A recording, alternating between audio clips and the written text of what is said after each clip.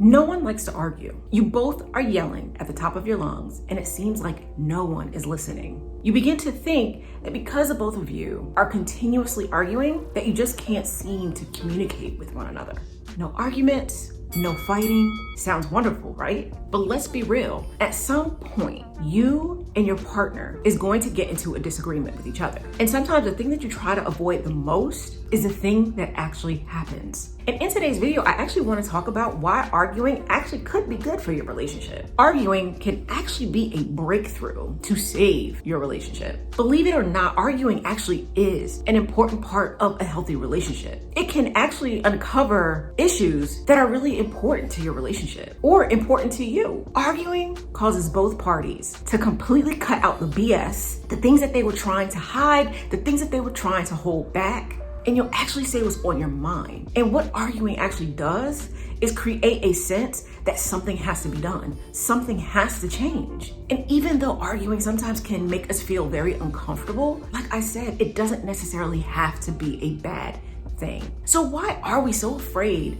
to have an argument and to really say what's on our mind, especially with our partner? If nobody, they are the one person that we should not be afraid to say what we are thinking. I know that most of us, we just don't want to be confrontational. Some of us may look at our spouse as our best friend, and we might think, well, friends don't fight, right? Friends should be supporting and accepting and accept us for who we are. And most of us can agree to that. Most of us probably use that phrase to say that our partner is our best friend. I've even said this. I've used this. And I even said that my husband is my best friend. But I ask you, is being your friend a lot of work? Sometimes we put so much pressure on our partner that we don't even realize what it is that we're doing. We want them to be our lover, our listener, our friend, our confidant, our chef, the head of the household, sometimes our spiritual advisor. And the list can go on. And it's a lot for one person. Being this close to your spouse, it can be a good thing. But for some people, it's just too much. Our partner becomes so important to our emotional welfare that we don't even want to risk an argument and would rather say nothing. I know I said in past videos that children should stay out of grown folk business, and I stick by that. But sometimes what we also need to teach our children is, one, not to be afraid of confrontation, and two, learn to argue constructively. There's a difference between arguing just for the sake of arguing and actually arguing constructively. Arguing to the point where you can now solve your marital problems. Why? Because what both of you were probably holding back, that thing that probably needed to be said, neither one of you wanted to say it. So now that it's finally out in the open, even if you didn't want it to come out in the way that it probably did, but now that it's out in the open, you both have something that you can now work on. And that is the whole point of marriage: to learn, to grow, and to keep working on issues and our problems. Because even when things are good, there is still going to be things that you two are both going to need to work on. I always say this: marriage is not the destination. Marriage is the journey. And you have to be willing to take that journey with your spouse. Because once you say I do, that don't mean it's over. Because now you have a whole life that you have to build with this person. Now I want to go back to what I said about arguing in front of the children. I'm not saying have a dog and cat fight in front of your kids. That is not what I'm saying at all, because it's something that I wouldn't even do. But some things cannot wait until the children go to sleep. So if that means you send the kids to your room, maybe you and your spouse go talk in the car, but we need to not be afraid to have hard conversations with our partner. They are our partner for a reason. And I understand for most of us, we've probably seen our parents argue. And in a child's mind, when two parents break up and all they remember is their parents arguing, a child is going to equate that to arguing is bad because arguing causes divorce. When now as adults, we realize it wasn't just the arguing. The arguing was the cause of so many other issues within the relationship that the two of them just couldn't deal with. I know that we all just want to have peace in our homes. Who doesn't want to feel peace, especially in your home? We want quality time. We want everything to be perfect. And there lies a problem. Because you want everything to be perfect, this expectation can actually cause more stress and pressure. When we first get with our spouse, we want everything to be perfect. We don't argue with them. We don't even air our grievances. If we don't like something, we don't say anything in fear of actually losing our new partner. And believe it or not, we are actually being fake with our partner. And I say that because the reason that they may end up falling in love with you might not even be the real you. Because if there is something that you don't like and you don't tell your partner, I don't like this, but because you want to keep them happy, because you want them to fall in love with you, you now are going to get stuck doing something that you actually hate doing or dislike doing. And eventually that's going to be one of the things that's going to end up ruining your relationship, because at some point it's going to come out and then your partner's probably going to feel like they were due. I mean, over time, you can probably learn to love whatever that thing is. But in the beginning, that's when we need to be the most honest. That's my personal opinion. Be honest in the beginning, and then as time go on, if you two still decide to be together, you can always fix things later down the road or add things or take things away. But be honest straight up. And if you are one of those people that just keep telling yourself, everything is fine, when everything is not fine, one day you're gonna find yourself, your spouse moved out, and now you're sitting there wondering what happened. Or are you the spouse that wants to help your partner grow so much that you become their personal counselor, their personal psychologist, or even their personal therapist?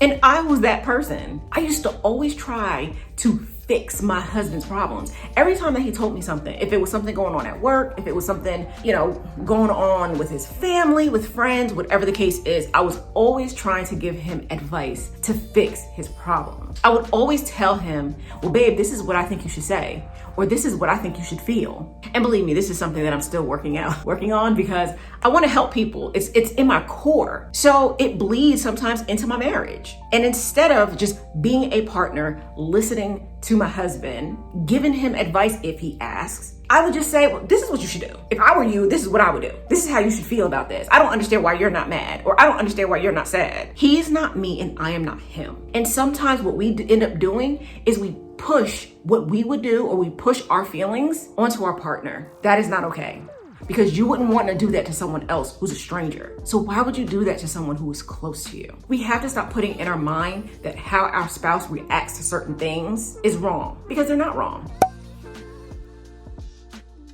That's who they are. I'll say again, they are not you. You are not them. So even though you two have maybe been together for a very long time, you're still going to react to certain things differently. You're not going to do the same thing. And you also have to understand too, that the things that you would do in a certain situation may not necessarily be the right thing either. So don't think that just because you'll do things differently, you're right, they're wrong. Now, some of you might be asking, or you're fearing, well, what happens when the argument gets out of control? Sometimes the argument itself can be worse than what we are actually arguing about. And most of the time, people who end up having unproductive arguments, they're going to resort to belittling, maybe cursing that person out, calling them names, blaming, shaming, or they just keep going round and round with the same argument.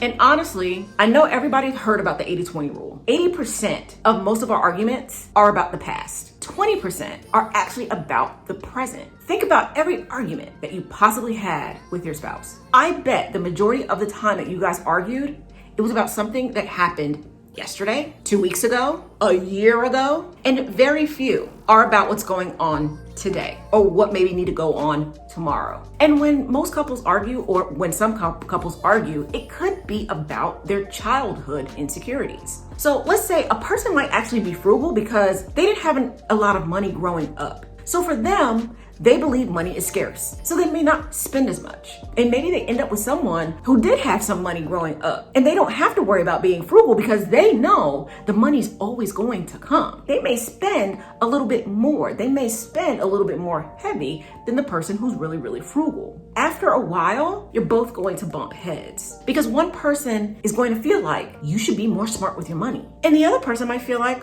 well, we can't take it with us when we die. And arguing can also bring up things that we have been holding on to for years. Like I said, the things that you guys both didn't want to talk about, the things that you didn't want to bring up because you just wanted a peaceful home. We all need to vent sometimes. Venting is not throwing things. Venting is not using abusive language. Venting is not physically hurting your partner. Venting can actually come naturally out of an argument. If you want to de-escalate an argument, you have to let the person who's venting vent. Let them get it out. I understand that they may be saying stuff that you just don't want to hear. As long as they are not abusing you in any type of way, let them vent. Let them say what's on their mind. At this point, both of you need to really hear each other out, because obviously there is something there that either you or your partner was holding on to, and it needs to be let out. And if you want your partner to continue talking to you, they need to feel safe in their venting. They need to feel like you're listening to them and that you're really hearing what it is that they are saying to you. I know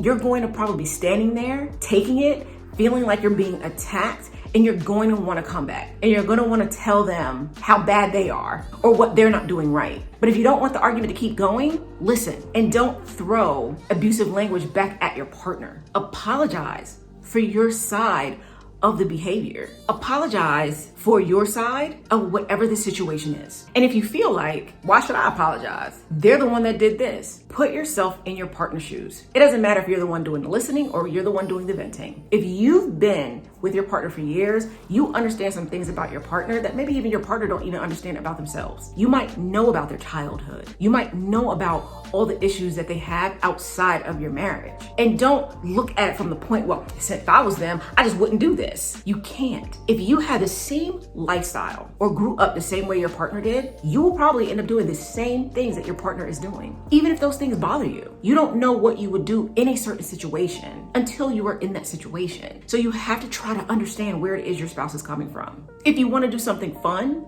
become your partner.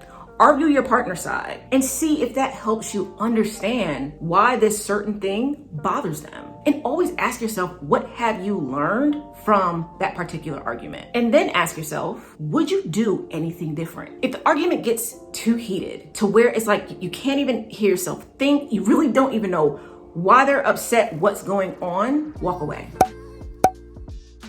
Or if you feel yourself getting angry, you know, sometimes you can feel the anger rise before it gets to a point where you're at your boiling point. If you need to walk away, walk away. And if your partner follows, just tell them, please give me 10 to 20 minutes. I need to calm down. We need to calm down. I understand that you're upset. I hear what you are saying, but I need some time. I need to think about what it is that you're saying. And when the both of you hopefully have cooled down, then come back to the discussion. Because once you calm down, it shouldn't be an argument anymore. It'll now be a discussion. This is actually a tactic that me and my husband do. If we are arguing and we notice that the conversation, it just keeps going round and round and round, nobody's being heard, we'll step away. Sometimes it'll take us a couple days, depending on what we're talking about, depending on what was said. We will sleep in separate rooms and we'll just calm down. And what I try to do is I try not to replay the conversation, because sometimes when you replay the conversation, it makes you even more mad. And then you're just like, I cannot believe he said this. I should have said this. No, you don't want to do that. You don't want to do that to yourself. You really want to calm down, think about their perspective,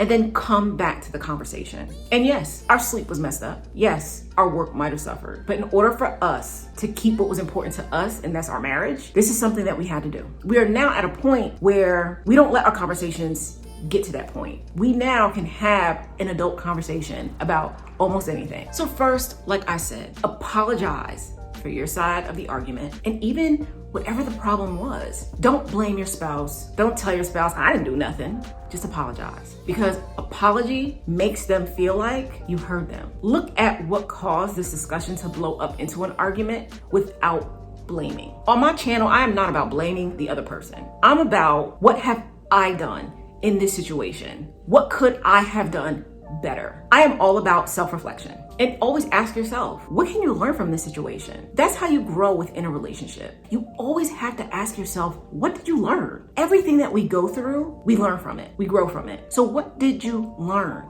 about the argument, or even about this deep conversation, even if it was hurtful? What did you learn from it? And I want to ask you something. If you and your spouse never had a good argument, what are you two waiting for?